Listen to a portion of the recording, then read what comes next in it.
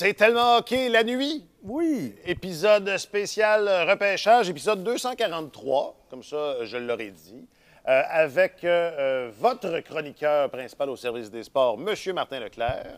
Salut Martin. Bonjour messieurs, bonsoir messieurs. Et notre journaliste qui est littéralement ce soir ou cette nuit affecté aux affaires du hockey, dans ce cas-ci, le repêchage, accessoirement, M. Alexandre Gascon. Salut Alex. Bien le bonjour, messieurs. Je m'appelle Alexandre Coupal. Bonjour, je suis David. I don't know if it's good. Yeah, it's an incredible feeling. Still can't believe it. It's a really, really huge honor for me to put on such great colors from a great organization. So, yeah, I don't know. I can't describe the feeling. David Reinbacker, la nouvelle pépite c'est du langage de soccer. Du Canadien de Montréal, qui en a fait le 5e choix au total de 7 encans. Alors, à go, qui est le plus surpris d'entre vous? Est-ce qu'il y a de la surprise? D'abord, Alex. Non, pas tant que ça, parce que on savait qu'à partir du 5e choix, tout était un peu ouvert là, dans la mesure où le quatuor de tête partait dans les 4 premiers rangs, peu importe l'ordre. On savait qu'après, il y avait beaucoup d'options. Puis Reinbacker avait été, Hughes avait été assez élogieux à son endroit, puis c'est un nom qu'on entendait aussi. C'est pas celui qui revenait le plus souvent comme possibilité pour le Canadien. Il y avait beaucoup de Ryan Leonard. On savait que Michkov, ça les intéressait pas du tout, là, contrairement à ce que bien des amateurs auraient souhaité. On les a vus se déchaîner sur les réseaux sociaux d'ailleurs ce soir, mercredi soir. Mais Reinbacker était une possibilité. Ouais, voilà. Donc, ouais, effectivement. Mais là, je suis pas sûr qu'il y a personne qui critique la non-sélection de Shane Wright jusqu'à présent. On verra. Mais pour Reinbacker, c'est ça. C'était une des options. Donc, non, il y a pas. C'est pas une immense surprise, honnêtement, de mon côté. Ben, Martin, lui, c'est pas pareil. Oui, écoute, moi j'ai sursauté dans mon salon. Mais on s'entend, là. Tout le monde, tous les recruteurs depuis le début de l'année nous disent que c'est une cuvée exceptionnelle cette année. Il y a plusieurs joueurs, même il y en a au début de la saison, qui me disaient que les 8 premiers dans ce repêchage-là auraient pu être choisis premiers au repêchage de 2022. Et il y a beaucoup de talent offensif dans ce repêchage-là. Puis la perception, je pense, générale que les partisans du Canadien pouvaient avoir, c'est qu'il y avait beaucoup de jeunes défenseurs. Là. Il y a une banque de jeunes défenseurs qui est supérieure à plusieurs organisations de la Ligue nationale. Donc, de voir un défenseur sortir 5e, moi, ça m'a surpris pour 2 raisons. 1, parce que le Canadien a opté pour un défenseur, mais 2, parce que le mentor de Reinbacker depuis 2 ans, qui s'appelle Paul Boutillier, qui est un ancien joueur des Islanders de New York dans la dynastie des années 80, un des gars les plus intéressants dans le monde du hockey. C'est un érudit de l'enseignement de la position de défenseur. Il a été entraîneur dans la Ligue junior majeure du Québec avec Saint-John, quand Saint-John a gagné la Coupe du Président, quand Thomas Chabot était là. Il a été entraîneur dans la Ligue américaine, dans les rangs universitaires. Et depuis quelques années, Paul Boutillier, ce qu'il fait, c'est qu'il y a des agents qui l'embauchent pour qu'ils supervisent le développement de leurs bons jeunes espoirs défenseurs. Et il y a beaucoup de défenseurs, là, quand ils graduent dans la Ligue nationale, continuent à embaucher Paul Boutillier pour faire ce suivi-là avec eux, un suivi sur le développement de leur jeu. Et au dernier championnat mondial, à la fin du mois de mai, Paul Boutillier m'a écrit, il m'a écrit, écoute, je supervise un jeune défenseur que beaucoup de gens, je pense, sous-estiment. Un gars qui vient de l'Autriche, s'appelle Reinbacker. Oh, j'ai eu peur que ce ne soit pas lui. Surveille-le. Ce gars-là est extrêmement talentueux. C'est un des joueurs les plus talentueux avec lesquels j'ai travaillé. Et il fait des choses qu'on ne peut pas enseigner au hockey. C'est vraiment un joueur exceptionnel. Et donc, tu sais, j'ai vu les clips de Reinbacker, puis je m'attendais à ce qu'il sorte, je ne sais pas, 10e, 11e. Il y en a qui l'avaient quand même bien placé dans leur liste, là. Il y a des experts qui l'avaient très bien placé. Et quand il est sorti au 5e rang, honnêtement, j'ai sursauté parce que j'avais été pistonné là-dessus, mais je ne pensais pas qu'il allait sortir si vite, Reinbacker. Et j'ai eu une longue conversation ce soir avec Paul Boutillier qui m'a répété à quel point c'est un gars à quel point c'est un gars compétitif, minutieux, à quel point il jouait des grosses minutes avec son équipe dans la Ligue nationale suisse. Pour un joueur de 18 ans, de jouer 24 minutes par match, 25 minutes par match contre les meilleurs joueurs adverses dans les rangs professionnels contre des hommes, il faut quand même que tu sois talentueux pour faire ça. Et il m'a dit qu'il avait été fasciné au dernier championnat mondial de voir à quel point il était respecté, le respect que les joueurs lui témoignaient sur la patinoire. Il a dit qu'il y a des joueurs de la Ligue nationale, des joueurs établis qui ont essayé de l'intimider au championnat mondial, qui essayaient de l'intimider physiquement. Et que c'est Reinbacher qui courait après eux sur la patinoire pour dire non, non, tu vas apprendre qui je suis, ça ne marchera pas comme ça. Donc, un gars qui a beaucoup de caractère, qui est extrêmement minutieux et qui, s'il joue 24 minutes par match et fait deux mauvaises présences, bien, il va revoir ces 2 présences-là à plusieurs reprises après pour rendre son jeu encore plus lisse. C'est extrêmement minutieux. Alors, et je me dis, au bout du compte, si le Canadien, dans un repêchage où il y avait beaucoup de talent offensif, si le Canadien a choisi un défenseur à ce rang-là, qui était extrêmement enviable. Il y avait des espoirs. Michkov n'avait pas été sélectionné. Il y avait d'autres joueurs de talent. Alors, c'est parce qu'ils ont vu quelque chose de spécial, mais de l'entendre de la bouche de Paul Boutillier, avec qui j'échange depuis plusieurs années, je me dis, ça va être intéressant.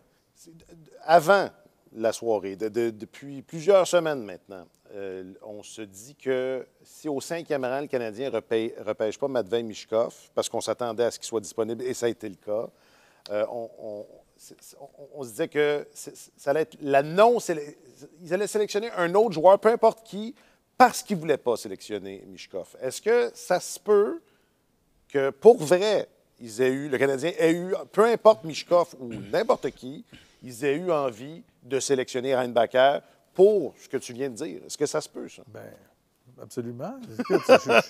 Et tu étais là au point de presse de Hughes, Alex, de Kent Hughes.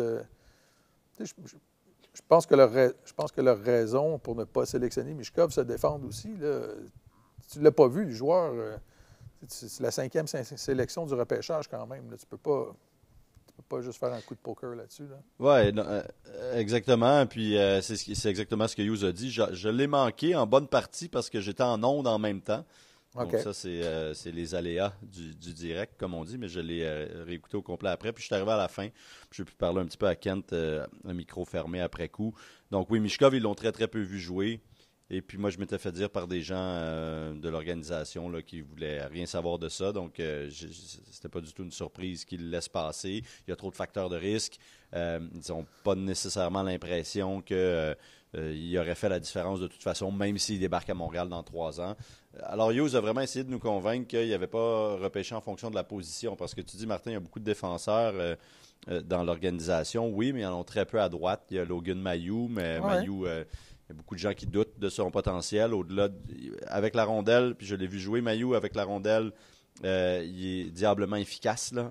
C'est dans le junior particulièrement, parce qu'il mesure 6 pieds 3,5, il pèse 220 livres, il a un très bon coup de patin puis un bon lancer. Donc, il domine ses pairs d'une tête et puis d'un bras là, par sa force physique et ses capacités athlétiques. Mais dans son territoire, énormément, mais dans son territoire, c'est encore une aventure. Donc, il y a des gens qui doutent là, de son potentiel puis de ce qu'il va devenir ultimement à terme. Donc, à droite, il y a une faiblesse organisationnelle là.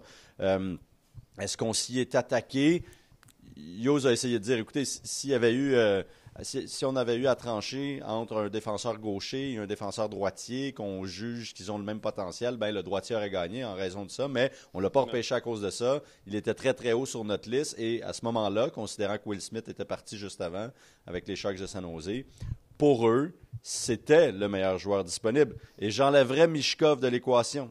Probablement que Michkov était peut-être même pas sur la liste. Parce que de la façon dont ils nous en parlaient, il n'y avait pas de données suffisantes, puis ils n'étaient pas à l'aise. Là. Il n'y a aucun scénario, à part peut-être s'ils avaient conservé leur 31e choix, puis que Michkov était toujours là, mais je veux dire, pour leur premier choix de ce repêchage-là, il n'y avait aucun scénario où ils allaient sélectionner le Russe, c'était assez clair. Puis dans le cas de Reinbacher, on a parlé à son entraîneur, Jeff Tomlinson, qui était là. Ça fait 2 ans qu'il l'a à Cloten, en Suisse. Et puis, c'était plus 20 minutes par match là, que 24-25, selon ce qu'il nous a dit. Mais quand même, pour un défenseur de 18 ans, c'est extrêmement rare dans une ligue d'hommes, là, malgré tout, qui n'est pas une des meilleures au monde, mais quand même, il a un bon niveau de talent, un bon calibre de jeu. C'est extrêmement rare de voir un défenseur de 18 ans prendre autant de responsabilités. Il y avait du temps des avantages numériques, des deuxièmes vagues d'avantages numériques, tout ça. Puis on lui donnait ça petite bouchée par petite bouchée. Puis à chaque fois, c'était pas un problème. Ils avalaient, ils en voulaient plus, ils en voulaient encore. Et plus on lui donnait des responsabilités, plus il répondait aux attentes, voire même il les dépassait. Et les Coyotes de l'Arizona, qui choisissaient 6e au total, ont pris un défenseur. Ça, c'était une surprise, là. Dimitri Simachev, le russe. Oui. C'est très coyotesque comme sélection. Ouais. Mais si Reinbacher, l'impression générale était que si Reinbacher avait été disponible, c'était sûr qu'il sautait dessus. J'ai cru comprendre qu'il l'avait vu jouer 27 fois en personne, les recruteurs. C'est énorme, avec des recruteurs qu'on appelle des crossovers, là, des superviseurs, si on veut, et des hauts membres de la direction. Donc, il y avait vraiment cette impression-là aussi qu'on ne pouvait pas échanger puis reculer. Parce que c'est vrai que Reinbacher, sur la plupart des listes, était un petit peu plus loin. Mais il y avait une crainte, là. Il y avait une crainte réelle. Hughes était à peu près certain que s'il reculait avec Philadelphie, par exemple, ou je ne sais pas moi, Saint-Louis au 10e rang ou peu importe, que Reinbacher serait plus là parce que les Coyotes avaient vraiment un œil dessus. Alors, c'est pour ça qu'ils ont foncé et ils ont grand espoir en ce défenseur-là. Puis plaçons-nous dans les chaussures d'hommes de hockey qui sont en train de construire une équipe et qui veulent à terme avoir une équipe gagnante. Là, tu regardes en défense, tu as David Savard qui est défenseur droitier, qui a 32 ans. Tu as Dennis Wideman, on s'entend. Chris Wideman, excuse. Chris Wideman. Oui, parce que Dennis, il a pris sa retraite. Tu as Chris Wideman qui on s'entend, c'est un joueur d'utilité qui est en fin de carrière. Kovacevic est arrivé comme une surprise. C'est un défenseur de troisième paire, il a 25 ans. Puis tu disais, il y a Mailloux. Et si tu continues à construire ton équipe comme ça, à un moment donné, un défenseur droitier de première paire, il va falloir que tu en trouves un si tu veux avoir une équipe gagnante. Et ce n'est pas le genre de denrée que tu vas trouver sur le marché de l'autonomie. Les équipes qui en ont des excellents défenseurs de première paire les gardent et donnent ou les échangent à fort prix. Alors, bon, je trouve cette sélection-là extrêmement intéressante. Et, tu sais, souvenez-vous, là, Austin Matthews avait été en Suisse à son année de repêchage parce qu'il avait brûlé le programme de développement américain. Ça l'avait bien préparé pour la Ligue nationale. Puis Paul Boutillier me disait, on a mis l'accent cette année avec Reinbacher pour éliminer de son jeu. Tu sais, souvent, les défenseurs jeunes, très talentueux, ont des petits jeux qui paraissent bien, là, mais qui sont inutiles, que tu ne peux pas reproduire dans les rangs professionnels. Fait qu'on a mis l'accent sur bouge la rondelle en vitesse, avec puissance, fais circuler la rondelle comme si pour le préparer à la Ligue nationale. Et il a appliqué ça durant toute la saison. Il a continué à progresser toute la saison. Et il me l'a décrit comme un joueur. Il m'a dit, il y a beaucoup de gens qui disent des joueurs de hockey, ils jouent sur 200 pieds, puis ils ne savent pas ce que ça signifie de jouer sur 200 pieds. Mais il dit, lui, vraiment, il est excellent dans les trois zones. Les détails dans son jeu défensif sont très, très bons. Il est capable d'être évasif avec la rondelle, d'être créatif avec la rondelle. Alors, ça va être... C'est intéressant. Et on a juste à se souvenir de la sélection que le Canadien avait faite et qu'on a échangé à Tampa Bay. Voyons, Michael, c'est parce qu'il faut Sergachev. dire qu'on est au milieu de la nuit. Oui, on est au milieu de la nuit, pardonnez-nous. Mais Sergachev, ça a été... On regarde ce que Sergachev. On regarde l'importance que Sergachev a pris chez le Lightning. Ça a pris du temps à le développer. On n'a pas brûlé les étapes avec lui, puis il y avait d'excellents défenseurs devant lui. Mais aujourd'hui, c'est le défenseur le plus haut salarié d'une équipe de pointe de la Ligue nationale. C'est un ancrage dans cette défense-là. Quand tu as la chance d'en sélectionner un, d'en avoir un jeune, cette position-là, il faut que tu la saisisses. On disait avant d'enregistrer, c'est ça, le Canadien va se faire accuser de manquer d'audace parce qu'ils n'ont pas repêché Michkov.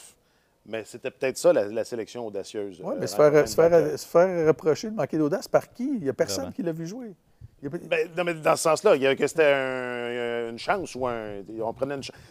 Ça va rester ça. On prend la chance. C'était quand même quelqu'un qui était identifié comme un talent générationnel il y a un an. Mais Mishkov, on y reviendra. Moi, je voulais insister sur le fait que c'était peut-être Reinbacher, le choix audacieux. Puis là, tu parlais de Sergachev, tu disais on a pris notre temps, on l'a bien développé. Là, j'ai cru comprendre, Alex, que Reinbacher il va jouer en Suisse l'année prochaine. Est-ce que c'est acquis, ça? Parce que, évidemment, qu'on n'aurait pas détesté ça le voir au camp. Non, c'est pas acquis? Non, c'est pas acquis. Puis, il y a plusieurs options qui s'offrent à lui. En fait, ce qu'on avait entendu, les premiers échos, quand il était à la Combine, là, au camp d'évaluation de la Ligue nationale, c'est qu'il voulait retourner en Suisse puis finir ses études, entre autres. Ouais. Puis là, il nous a dit aujourd'hui, l'école en 2023, ça se fait virtuellement. Il a l'air assez prêt à passer à une autre étape. Mais il y a plusieurs options. Et puis, depuis 1 an ou 2, on voit de plus en plus des Européens jouer dans la Ligue américaine et ça leur réussit très bien. Pensez l'année dernière aux 2 défenseurs, Simon Nemec, choisi par les Devils au 2e rang, David Jiricek, 6e par les Blue Jackets de Columbus, qui ont eu des très bonnes saisons dans la Ligue américaine, particulièrement Jiricek. C'est vrai aussi pour Jiri Kulich, le Tchèque qui a été choisi par Buffalo en fin de premier tour. Donc, il y a des précédents et ça a bien fonctionné. Cette ligue-là a fait office de ligue de développement comme elle est supposée être. Et puis là, on est plus confiant en notre structure de développement chez le Canadien qu'on l'était il y a quelques années. Donc, ça pourrait être une option. Je me rappelle que Moritz Seider, à qui on l'a comparé d'ailleurs, lui, après son année de repêchage, était allé jouer en Suède pendant 1 an. Donc, il avait était passé de l'Allemagne à la Suède. Et puis, ça aussi, ça avait été bien. Alors, est-ce qu'un déplacement latéral, entre guillemets, pour Reinbacher serait une option? Ben, c'est clairement une option. Est-ce que ça va se faire? Pas nécessairement, mais c'est certainement quelque chose qu'ils vont considérer. Je pense qu'ils vont vraiment essayer de voir qu'est-ce qui serait le mieux parce que la Ligue élite suédoise, la première division, est quand même un peu supérieure à la Ligue nationale suisse. Alors, il pourrait retourner en Suisse aussi. Mais il a tellement bien progressé, tellement rapidement. Ça fait 2 ans qu'il est dans le système de HC Cloten et tout. Est-ce qu'il y a encore beaucoup à gagner à aller là? Moi, je suis loin d'être certain. Là. C'est pas moi qui prendrai la décision, puis tant mieux. Mais je pense qu'il y a plusieurs options qui sont sur la table. On va le voir rapidement là, au camp de développement ou de perfectionnement. Là. Je ne me rappelle plus comment on appelle ça, mais début juillet du Canadien, donc la semaine prochaine. OK. Le Komishkov, surpris qu'il se retrouve à Philadelphie, puis il y en a plusieurs qui disaient...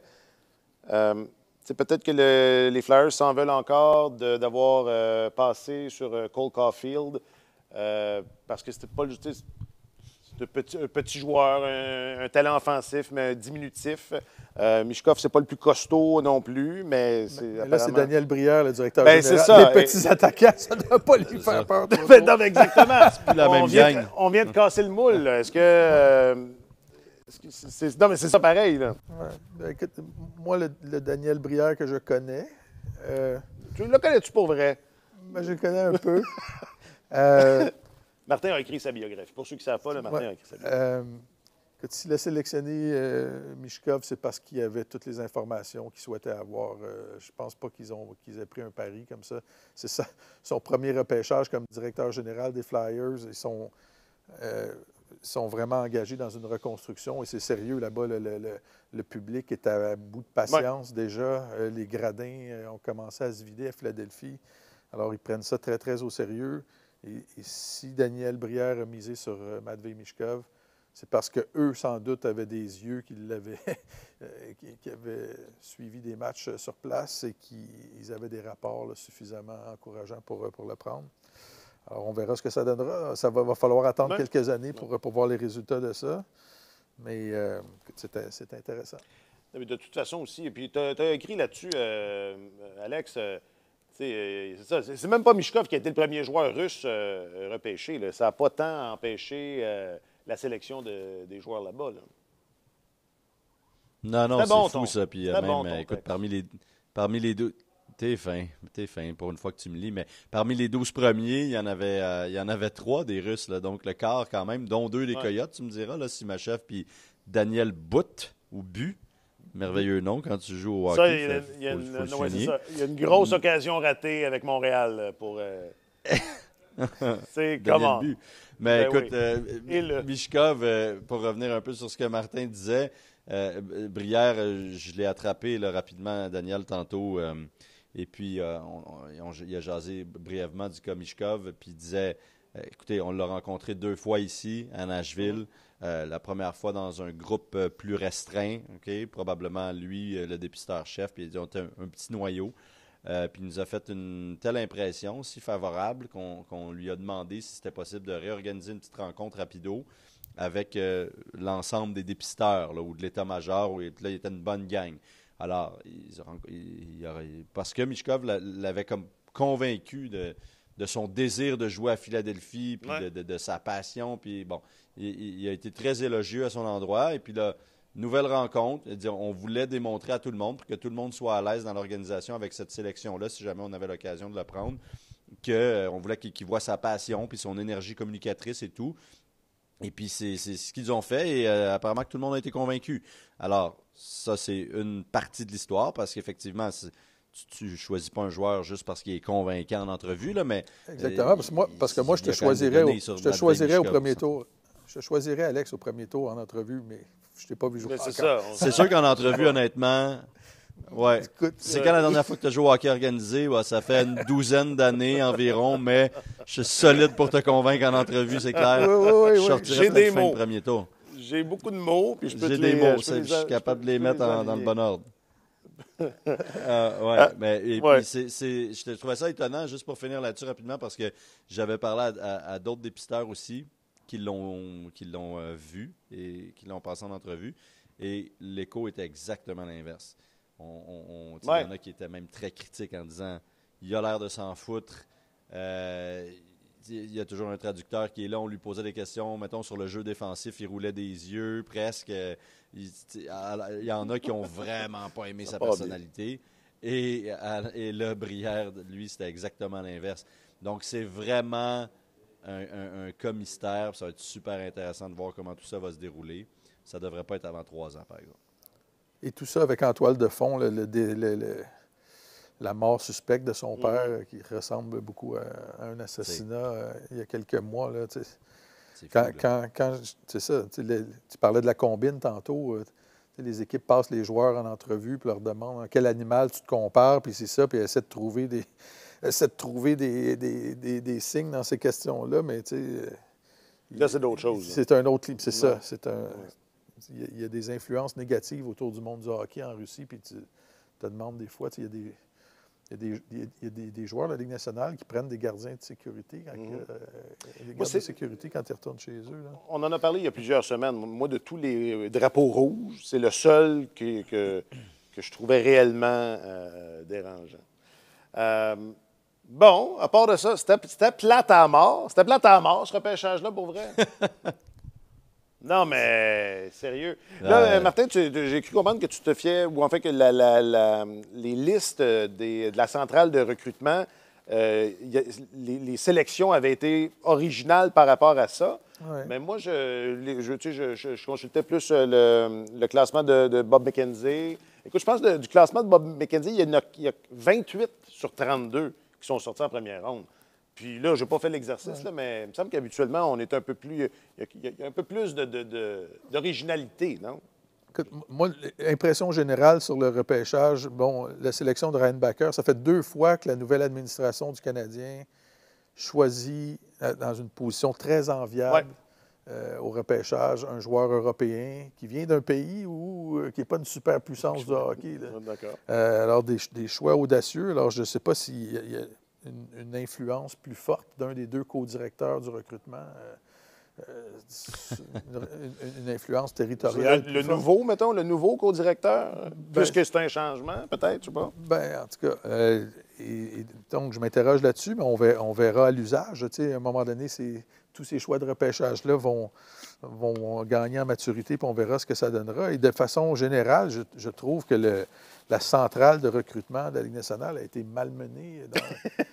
Il y a les listes de Bob McKenzie, de Craig Button, toutes les firmes qui font de l'évaluation et tout ça, mais la centrale de recrutement de la Ligue nationale, c'est un service pour lequel toutes les équipes paient dans la Ligue nationale. C'est supposé être une référence pour eux. Puis, il y a quand même des gars... tantôt, Alex parlait de Simachev qui est sorti au 6e rang, là, choisi par les Coyotes. Il était quand même classé 19e patineur européen. Là. C'est loin, ça ne te garantit pas une place au premier tour habituellement. Il y a des gars qui ont été choisis. Le choix des prédateurs, Tanner Molendick, il était classé 28e patineur nord-américain. Easton Cowan par les Maple Leafs de Toronto, 51e, était classé 51e nord-américain. Donc ça ne garantit même pas une place habituellement. Dans les deux premières rondes. Dans les 2 premières rondes. Et il y a des gars, en revanche, qui étaient extrêmement bien classés, comme le 6e joueur européen, Otto Stenberg, un Suédois, qui a été choisi par Saint-Louis, 25e. Il était classé 6e joueur européen. Alors, il y a eu beaucoup comme ça on dirait que c'était un repêchage où, en tout cas, ou bien les recruteurs de la centrale de recrutement ont vu des choses que personne d'autre avait vues, ou ils étaient complètement à côté de la plaque, mais il y a eu beaucoup de distorsions, j'ai trouvé, par rapport à la liste de la centrale, ce qui n'est pas toujours le cas. Et on verra à l'usage. J'ai hâte de voir si ce repêchage-là était aussi relevé qu'on nous l'annonçait au cours des derniers mois. Oui, parce que c'est ça. C'était très, très attendu. Puis il y a les positions où on attendait certains joueurs. Puis ça, bien sûr, ça c'est relatif. Puis c'est pas tant... Mais il y a aussi le fait qu'il y a eu zéro. On a toujours au moins une équipe qui recule ou qui échange de choix. Un petit n'importe quoi, là. Puis là, Alex, tu n'as même pas eu le plaisir d'entendre Gary dire « we have a trade ». Mais non, je sais bien. Ça, c'est plate, ça. Mais tu as fait le déplacement. Regarde, c'est parce que les échanges ont eu lieu la veille. Oui, j'ai fait le déplacement, entre autres, pour ça. Puis regarde, pour ça. Encore une fois déçu, mais c'est ça. Les échanges ont eu lieu la veille. Donc, Martin avait quand même raison dans sa chronique quand il disait que ça allait brasser. Ça, somme toute, moyennement brassé. Et c'est pas fini. C'était la veille. Alors, c'était la veille. Que voulez-vous? Exact. C'est pas fini. Et un Québécois, aucun joueur de la Ligue junior majeure du Québec sélectionné au premier tour. Un Québécois, Gabriel Perrault, 23e. C'est Bobby Nadeau, ça? Puis le bon Bradley Nadeau. On a parlé de Bobby Nadeau dans le petit gars de la République du Madawaska. Ah oui? Nadeau, c'est OK, je pense. C'est un Acadien, oui. Okay. Non, c'est ça, parce que j'ai cru comprendre qu'il parlait français, mais c'est c'est un Acadien Saint-François du Madawaska. Je lui ai parlé un peu. Il était très, très fier là, de ses origines et d'avoir accompli tout ça là, venant d'un milieu où il y a peut-être un peu moins de ressources, puis il n'y a pas non plus plein d'idoles devant lui ou de modèles à copier, là, si je peux dire. Alors, de sortir au premier tour, il rayonnait, le bon Bradley. À partir de la BCHL, en plus, quand même. C'est quand même... c'est quelque chose. Et c'est ça, Gabriel Perrault, il était classé 10e patineur nord-américain. Quand même un gars qui a connu des succès phénoménaux avec le programme américain. Là, il a battu des records cette année, des records offensifs. Il y a quelques bons joueurs qui sont passés dans le programme américain au cours des années. Et quand même, il se retrouve 23e joueur sélectionné. Je pense que c'est une bonne sélection pour les Rangers. Moi, je l'ai trouvé électrisant, extrêmement créatif. Probablement un des joueurs les plus intelligents, les plus créatifs dans le repêchage. Son coup de patin fait sourciller les recruteurs, mais le coup de patin de son père aussi faisait sourciller les recruteurs. Il y a eu une longue carrière dans la Ligue nationale. Alors ça aussi, ça va être intéressant. Ouais, sa prise de décision aussi. Puis, tu sais, il y a beaucoup de...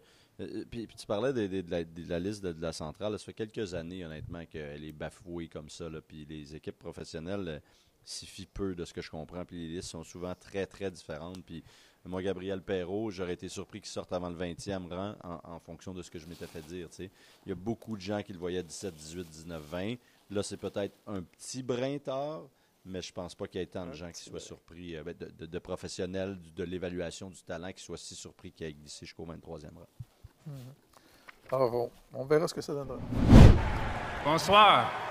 Les Canadiens de Montréal are proud to select David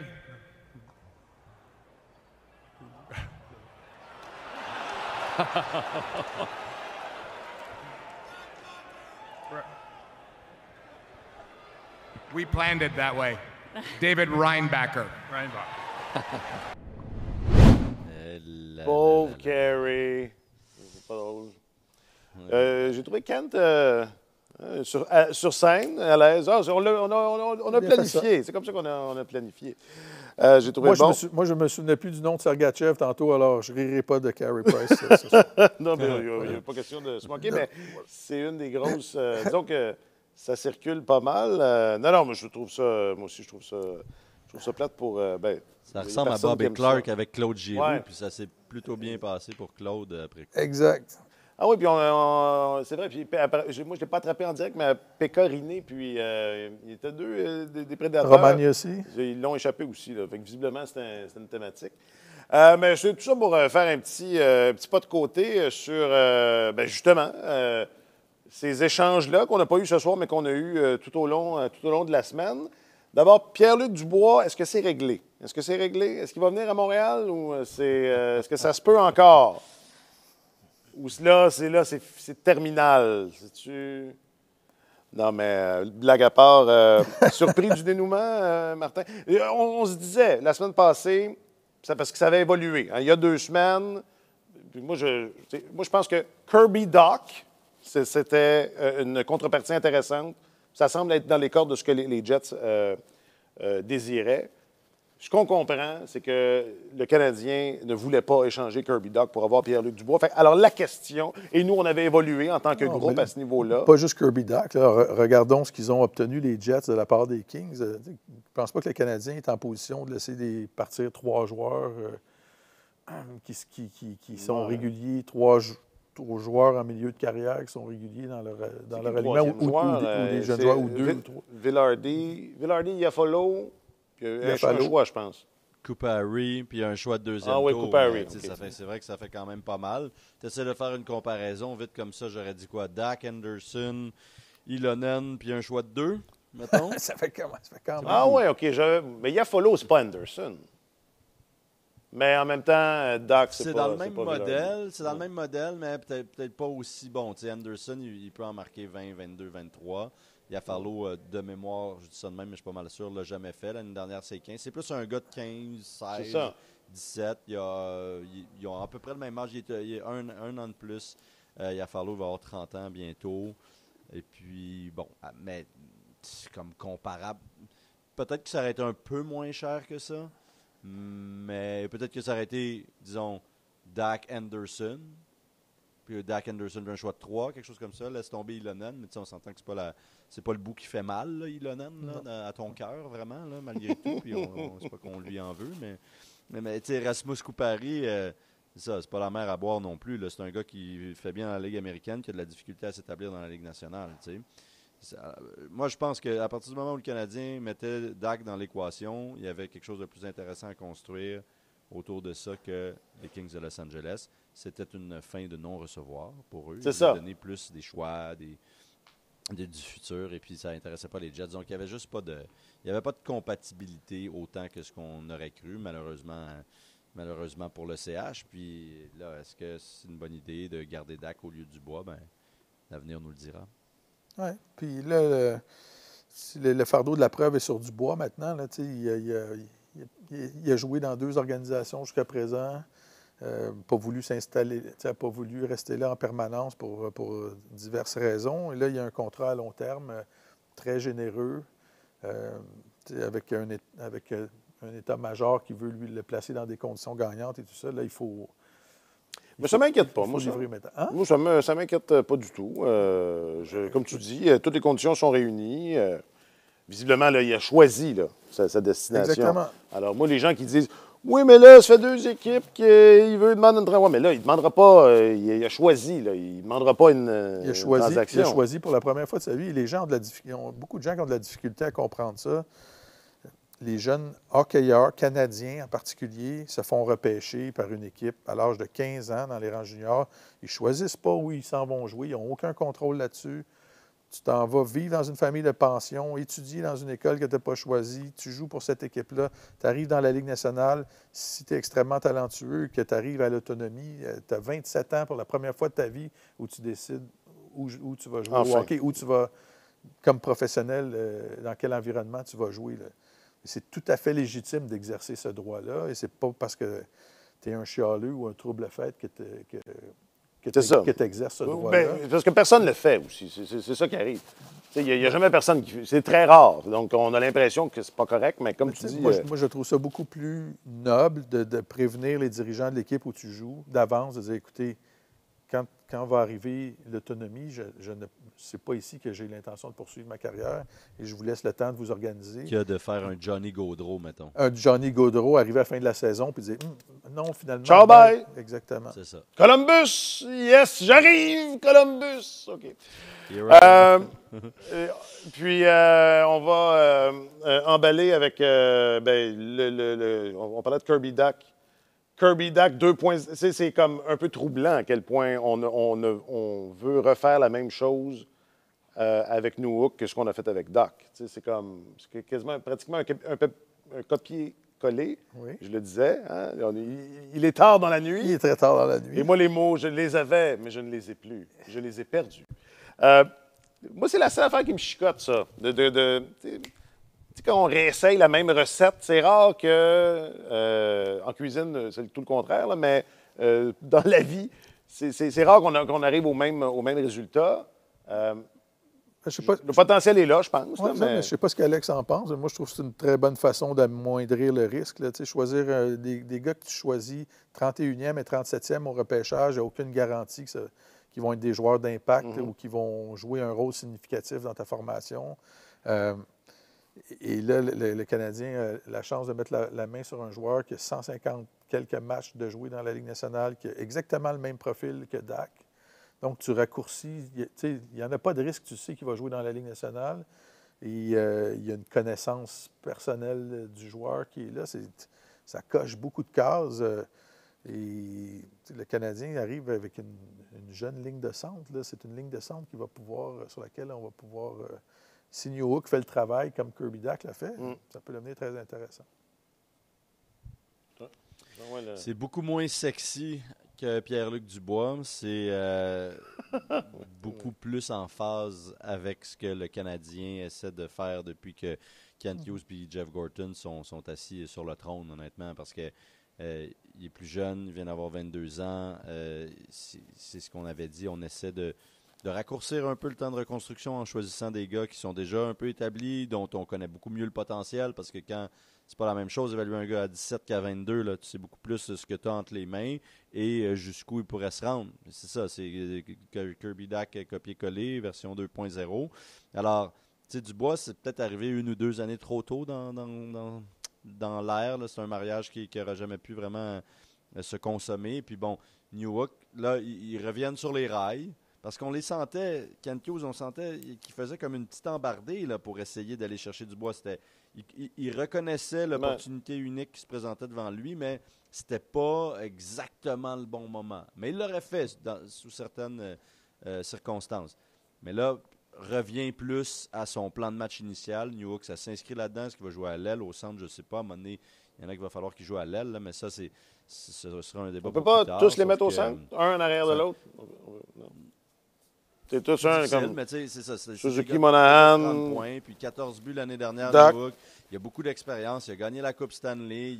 Il juge probablement qu'il était dans une équipe, pas qu'il ne l'évaluait pas de la bonne façon, mais qu'il n'avait pas l'occasion de lui donner autant d'espace que peut-être ce qu'il aurait mérité, parce que c'est une équipe excessivement talentueuse à l'avant, qui en est à un autre point de son existence. Alors là, Martin Saint-Louis l'a dit, il va avoir plus de chances de se mettre en valeur, il va jouer en avantage numérique. Alors ça va être complètement un autre contexte pour lui et ils espèrent faire avec Newhook ce qu'ils ont réussi l'année dernière avec Kirby Duck. Donc c'est ça, c'est pas mal moins sexy. Si Martin Saint-Louis réussit ça, après, s'il réussit la même chose avec Newhook qu'il a fait avec Dak, ça va être spectaculaire. Et à chaque année, on va aller chercher un gars de repêché en 2019 qui est. À un moment donné, on va tous les avoir. C'est ça. Et je pense qu'il en manque juste 28, 29. C'est ça. Ben, Jack Hughes. On pourrait s'attaquer à Jack Hughes. C'est un beau projet. Non, mais malheureusement, c'est ça. On n'aura pas le temps de parler des Devils qui ont eu une grosse semaine aussi. Monsieur n'est que partie remise. Alors, je vais vous laisser aller vous coucher. Gascon, il est 1 heure plus tôt. C'est injuste. Là, tu te couches 1 heure plus tard que nous autres. As-tu compris? Il reste un reportage radio à faire, puis à ne pas manquer. et à envoyer. Puis il faut que je prépare une converse également. Parfait. Que je fais à 7 h demain matin. Donc, en termes d'heures, je pense que Parfait, c'est mieux de ne pas jouer à ça parce que tu vas finir deuxième. Je perds toujours. On est tous derrière toi. À ce jeu-là. Hey, on t'embrasse de Montréal, Alex. Merci infiniment d'avoir été là. Ben, ça a été un plaisir de m'arrêter en votre compagnie, messieurs. J'ai hâte de vous retrouver.